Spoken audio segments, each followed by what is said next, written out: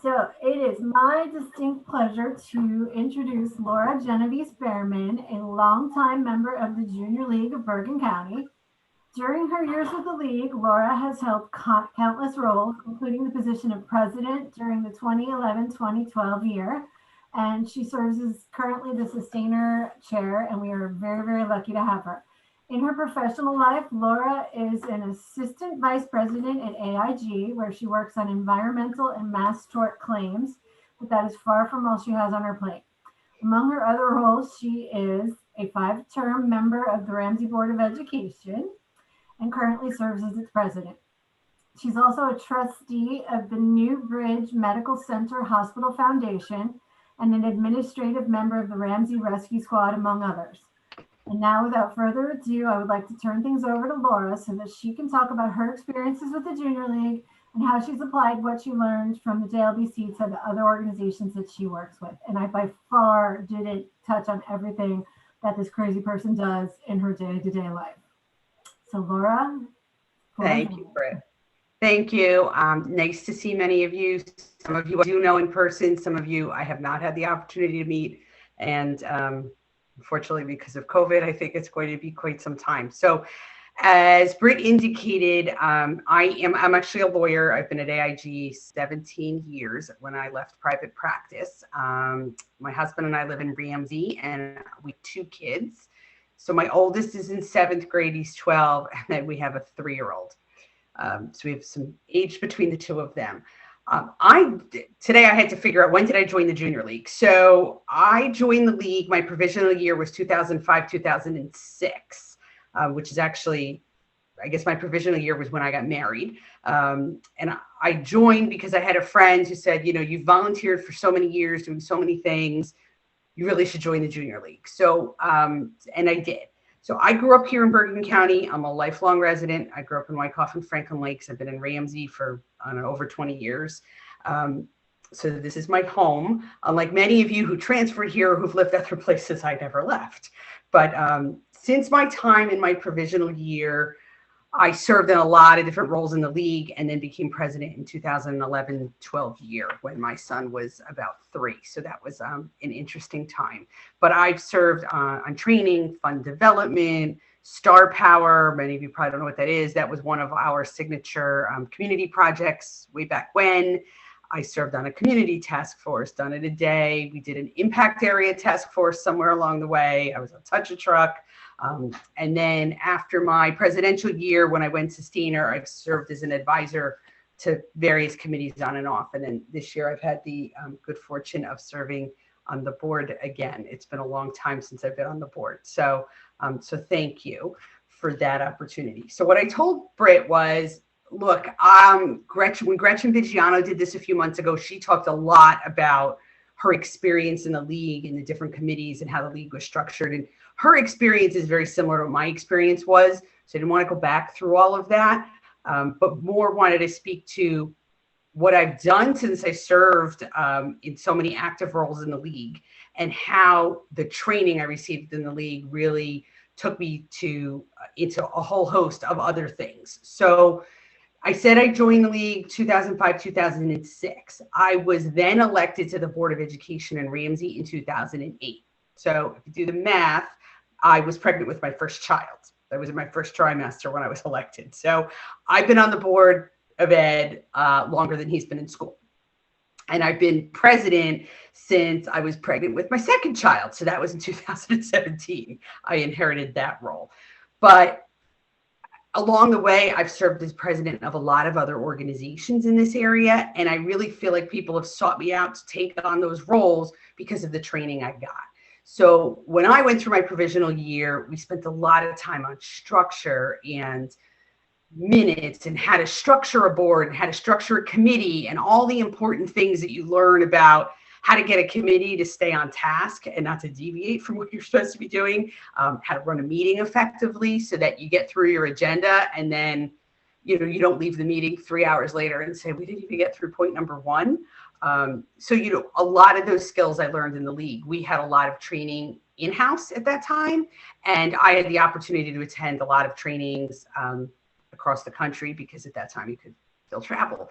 Now the league has the good fortune of being able to actually do virtual trainings, which really has opened it up to people that aren't necessarily in leadership positions. So I've seen Britt send out a couple of emails this year about training opportunities like that in terms of, winter leadership, fall leadership, things like that.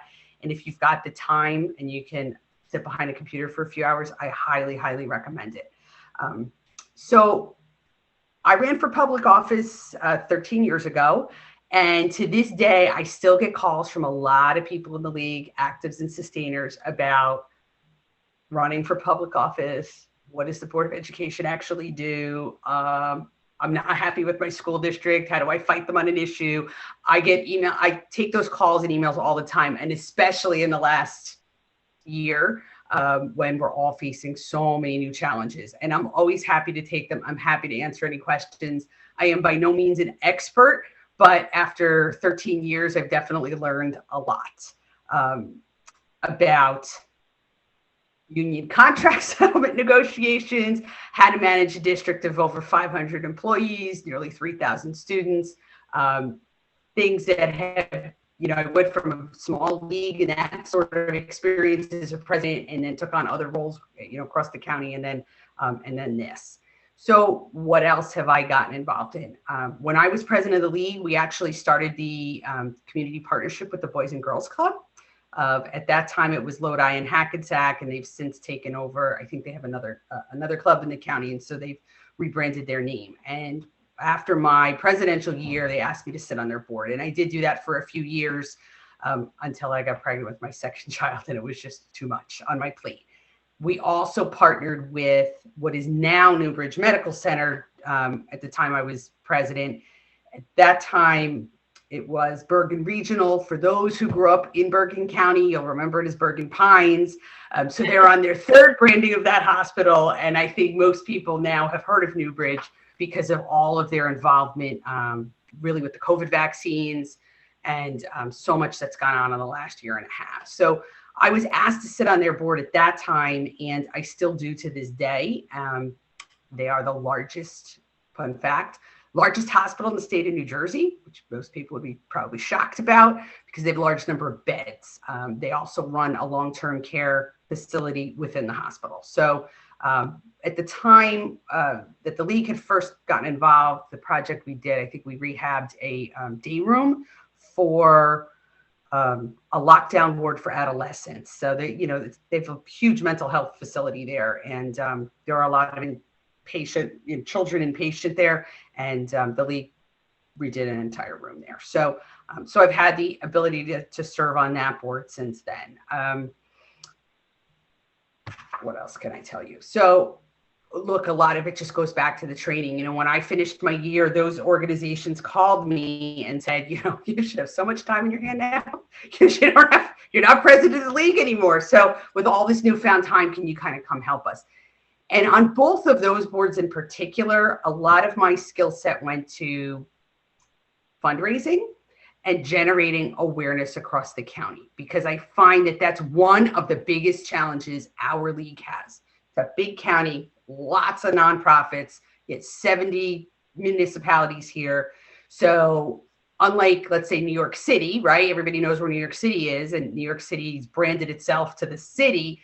Bergen County, you've got people who have allegiance to Englewood and Hackensack and Lodi and, Ridgewood, and everybody lives in their own, enclave, in their own area. But that I find personally has been the biggest struggle for the league is how do we attract members from across this county when there's just so many people here?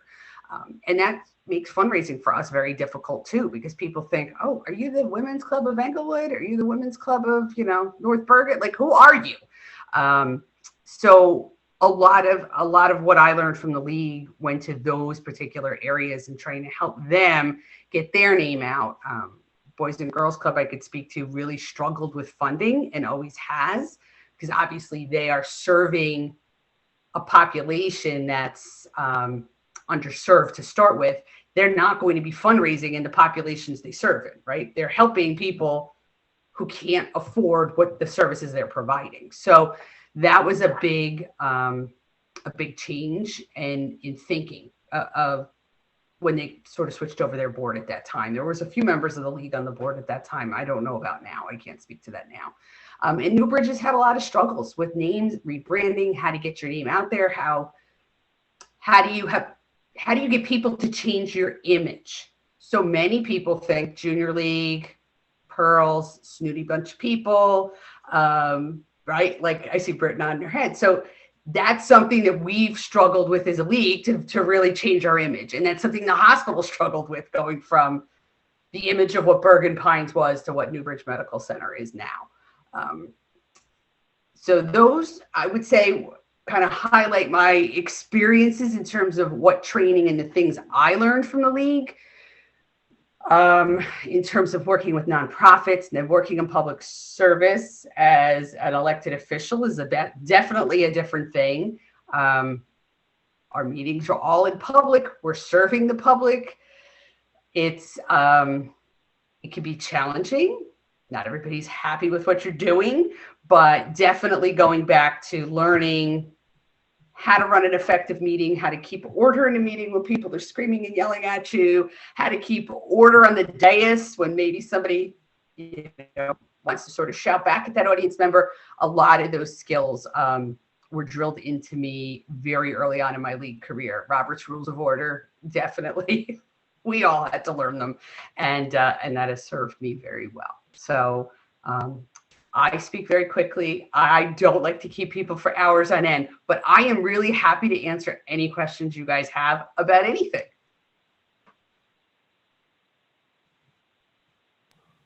Did anybody have any questions for Laura? No, I think that's so interesting that you are on so many boards. I don't know how you juggle it from a time standpoint, along with a full-time job and mom. I give you lots of kudos because. Well, thank you. Look, so my husband and I actually met because we both volunteered. So I started volunteering in emergency services when I was in high school. I rode on the ambulance corps in Franklin Lakes for many years, and then when I moved to Ramsey, I did the same. And my husband's been a volunteer in emergency services in Ramsey for over 30 years. He's the rescue chief now. He's on the fire department, the ambulance corps. That's how we actually met. So we're very used to that. We both serve on the soccer association board. We're both involved with Boy Scouts because our son's a Boy Scout. So we just balance it. You got to be organized. Everybody's kind of got their assigned, we know who has to be, where and when. It all goes back to organization. And so we've been fortunate to make it work. It's been much easier now that everybody's home with COVID and everything's over Zoom. But we don't have to leave the house, and I need a lot less babysitters. But yeah, but thank you. So, and it's unfortunate that I haven't been able to really get out to meet the newer members of the league this year. I can pass this message along that many of the sustainers, and some of them are on this call now, have had the same sentiment. We have a sustainer book club going now over Zoom just because we all miss each other so much. And so everybody's always asking, how's everybody doing? And when can we get together again? So, there's still that social aspect there. And hopefully at some point we'll be able to meet again. Laura, do you have a nugget? I mean, we have a lot of range of members on this meeting between new members, people that have been in the league for a little while. Then we've got people that just feel like we've been here forever. Do you have a nugget of advice for people as they navigate their career? Because you've had a lot of really amazing experience. Like, do you have a piece of advice that you feel like is kind of you learned from the league? A couple of things. So one, I had placements that were totally outside my comfort zone. Things that I really was like, I don't know about that. I don't think that's for me. And nominating a placement's like, well, we need you there. So you're going to take that. Okay. Don't be afraid to go outside your comfort zone. I think I learned the most by doing that. And definitely take advantage of every opportunity that comes your way. Because, so for me, there was so much training that I was able to take advantage of, and I was able to translate that into so many other areas, whether it's my work life or all the volunteering I do or sitting on other boards. And, someday I will retire from my current job and potentially go, work for a school district in the New Jersey school board somewhere, but that's what I would say. Take advantage of those opportunities and definitely do something outside your comfort zone. because this is the best place to learn that, and you're really never going to fail. The league won't let you fail, unlike your job where nobody else is really going to prop you up and you've got to get that done. Here you have such a safety net of people that can help you. Oh, thank you. No problem. Any other questions? Okay. Thank you, Laura, so much for talking to all of us tonight and sharing your experiences.